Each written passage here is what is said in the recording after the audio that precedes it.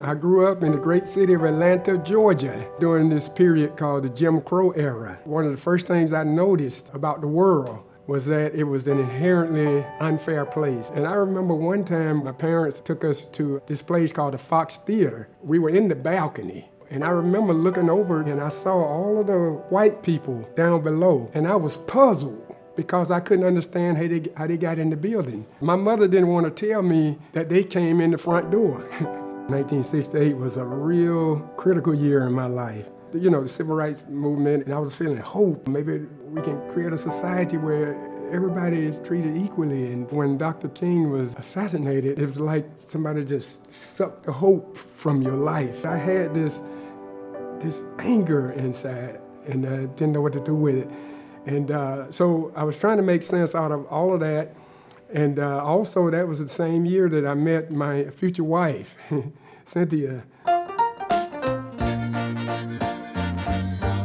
Pictures, I love this picture here of Cynthia. She looks so young, so vibrant.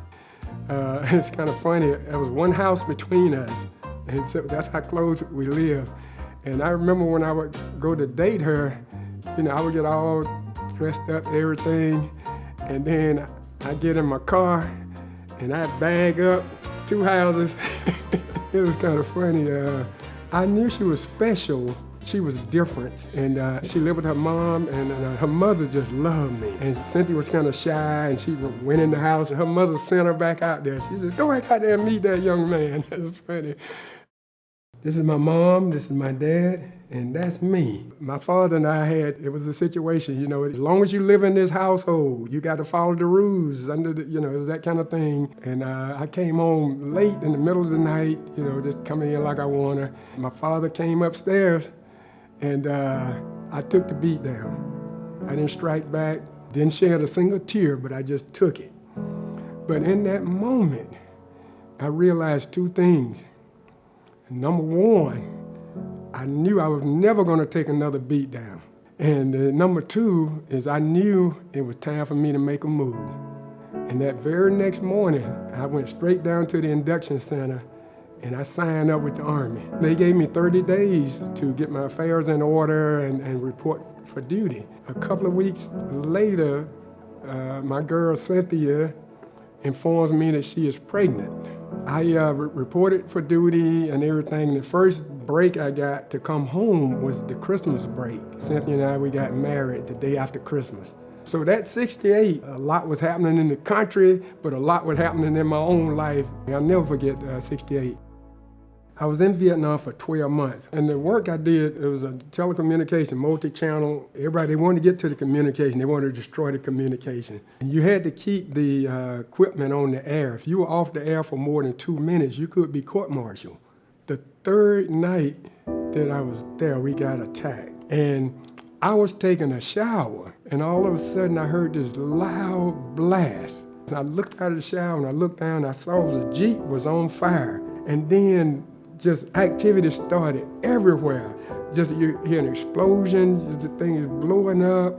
The helicopters start coming in. You could see the shooting traces, rounds. It was like I was watching the whole war from this hilltop. I was like, am I on a dream? Is this a nightmare? What is it? And when daylight came and we went down all around the perimeter and started looking at everything, and that's when I saw all of the the bodies, body parts, just, and a lot of those kids were young.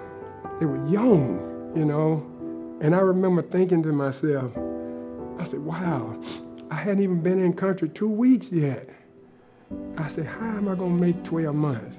And there was 2 guys, James and Benny, and they were really good friends. And Benny, everybody loved Benny. He's that guy that, everybody just loved Benny, And one time they came and I saw James. I said, man, where's Benny, man? And Benny didn't make it. He went out on the cliff and he got blown up by a booby trap. To kind of support ourselves, we would do this thing. And when something like that happened, we just start rocking and we say, hey, man, don't mean nothing, man. Ain't nothing but a situation. Don't mean nothing, man. Ain't nothing but a situation. We just keep repeating that. It was like encouraging each other. And you also, wondering about yourself. Hey, when is my time coming? Or if you survive, okay, like James and Benny, they were like, so James, even though he survived, he suffered. You know what I mean? Like, wow, why did Benny get killed and I didn't? I get to live. Why? Like that. And you just have to deal with that kind of pain, And I don't think it ever really goes away. You can kind of mask it up. You can kind of do other things and all like that, but it's always there. When I returned from Vietnam, I got down and I kissed the ground. But this is the thing, traveling through the airport, people looked at us a certain kind of way. It's almost with indifference or even with hate. A lot had gone on. There was protests against the war. All of that was going on, just all kind of stuff. But that was the world I came back into, and I had to make sense out of all of that. I had gotten a job at a convenience store. There was a radio station across the street. And there was a young lady, her name was Dory. And so every afternoon she would come across the street to the store. And then we just talked for a little bit, And I got to the point where, I started looking forward to her visit, every afternoon. And one day I had gotten robbed that morning. And I remember during the robbery thinking, wow, if I survived the Vietnam War, what would it be like to come back here and die, in a robbery? That didn't make sense either. And Dory came by that afternoon. And so I mentioned it to her. And then all of a sudden, Dory said, Sam, you need to chant.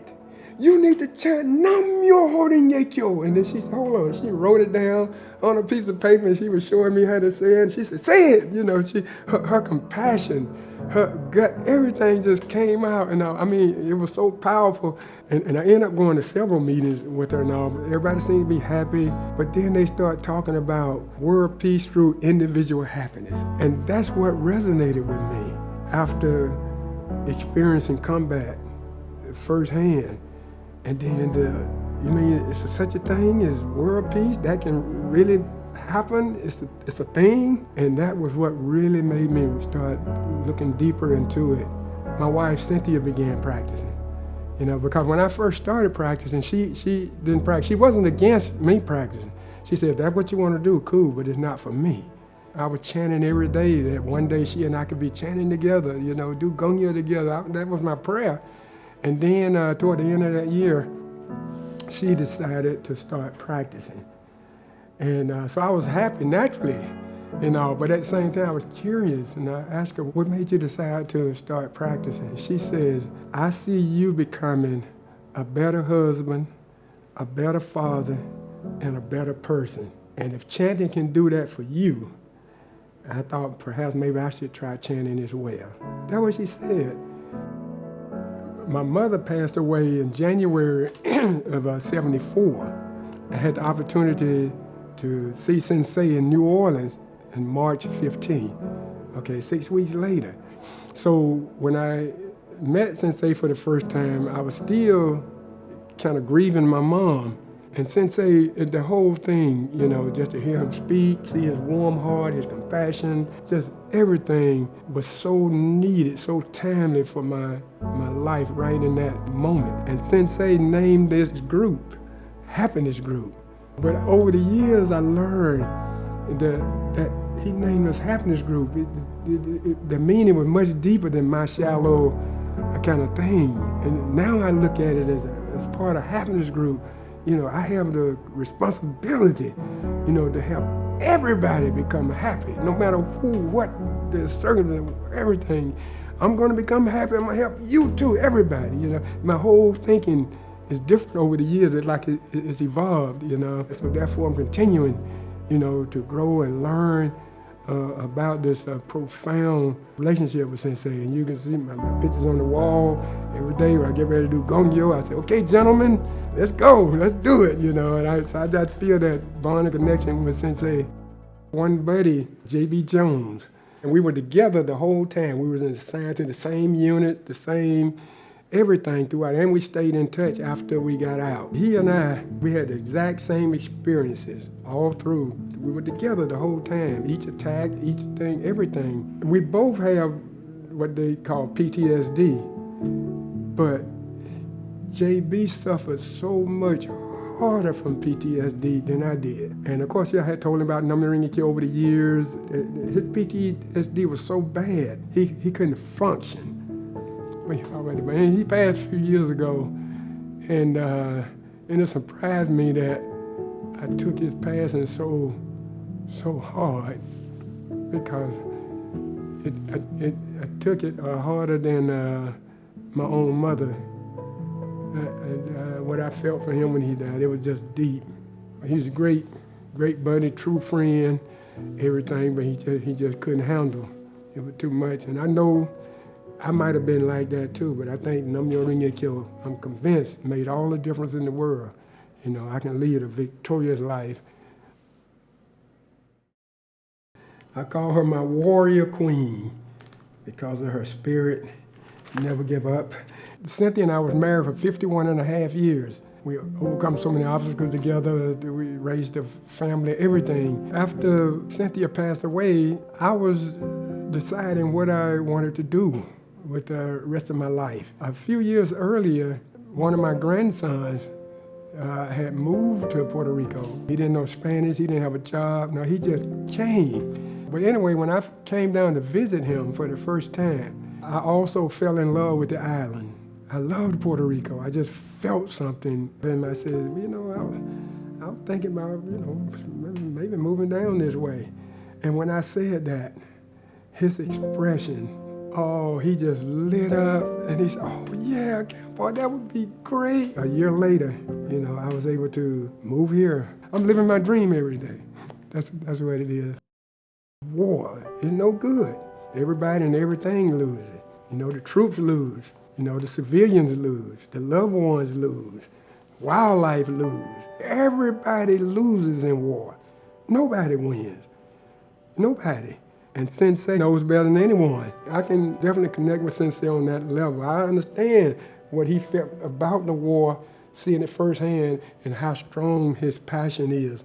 I feel the exact same way. My limited 12-month experience in Vietnam, it gave me what I needed to stand up for peace, fight for peace. Peace is worthy. Peace is the most noble cause. What can we do? Even a small thing, what small difference can you make that help make a better world? I plant seeds every day, man. I get up and live my dream. I go out, who's gonna be the lucky people today? That's how I go. Each one of my servers at a restaurant, the cashier here, my Uber driver, whoever it is, this person right here in front of me. When the time is right, the seed sprouts, it blossoms, and I'm gonna do my part one by one, one by one.